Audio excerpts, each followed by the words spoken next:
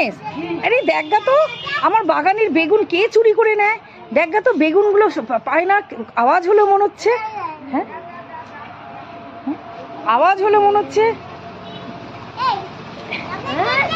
এই ছোট বাচ্চাটা বেগুন চুরি করছে। হ্যাঁ হ্যাঁ কি রে, ও বেগুন নিচ্ছিস? লগা দিয়ে বেগুন পাচ্ছে। ওই দেখি দেখি দেখি বাচ্চাটা বেগুন পাচ্ছে। হ্যাঁ বেগুন বাবা বলছিস? ওরে পাচ্ছো।